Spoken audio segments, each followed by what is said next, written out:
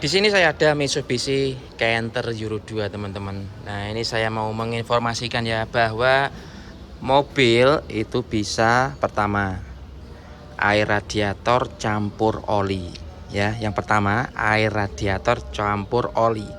Kemudian yang kedua oli mesin campur air ya, oli mesin campur air. Nah dari dua kondisi yang berbeda seperti ini itu bisa disimpulkan bahwa dengan air campur oli dengan oli campur air secara kata-kata itu hanya dibalik saja. Tapi kalau di mesin itu memang sangat-sangat berbeda sekali dan penyebabnya pun sangat berbeda.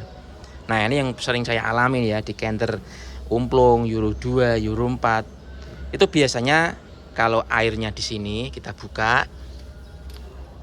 Nah, kemudian di sini kita lihat airnya itu warnanya hitam, ada olinya, itu menandakan bahwa bisa jadi penyebabnya adalah oil cooler. Jadi di situ ada pendingin mesin yang disebut untuk pendingin oli dengan menggunakan air radiator. Ketika seal-sealnya rusak, dia akan airnya campur oli. Bukan olinya campur air, tapi airnya campur oli. Kita lihat ya untuk lokasi oil coolernya. Nah, lokasinya di sini. Ini itu sering terjadi juga di Canter Euro 2. Air campur oli. Di sini ada seal-sealnya harus diganti sehingga nanti air radiator sini tidak campur oli. Kemudian yang kedua adalah oli mesin campur air. Nah, kita kalau oli mesin kita lihat di sini. Nah, terlihat ya. Di sini olinya sudah berubah ke coklat-coklatan susu dan juga di sini ada ini ada gelembung airnya.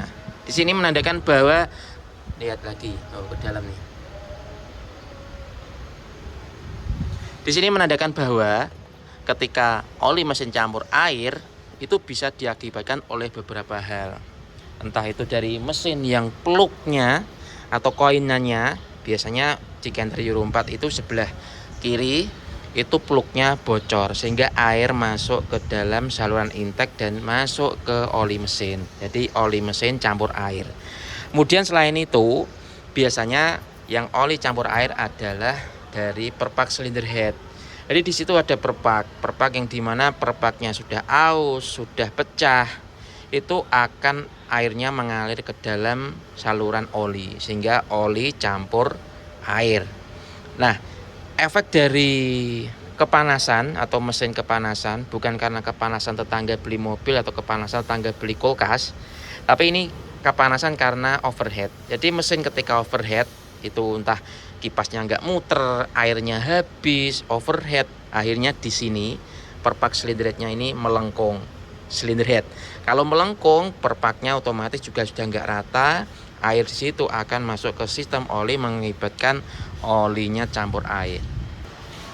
Jadi setelah seperti itu, jadi yang perlu diperhatikan adalah harus ditap ulang, minimal silinder headnya dibuka, kemudian karternya dibuka bawah, olinya ditap, di flashing, ya dibersihkan dari karternya, dicuci semua bersih, intake manifold, exhaust manifold, saluran di sistem valve-nya dibersihkan semua.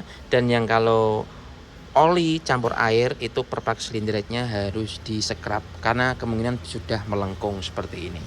Itu ya teman-teman ya, informasi mengenai air campur oli atau oli campur air. Sangat berbeda dan beda penanganannya untuk truk Euro 4 atau Euro 2 mobil Anda. Sama saya Mas Edi, dunia otomotif, informasi tentang perbengkelan dan troubleshooting.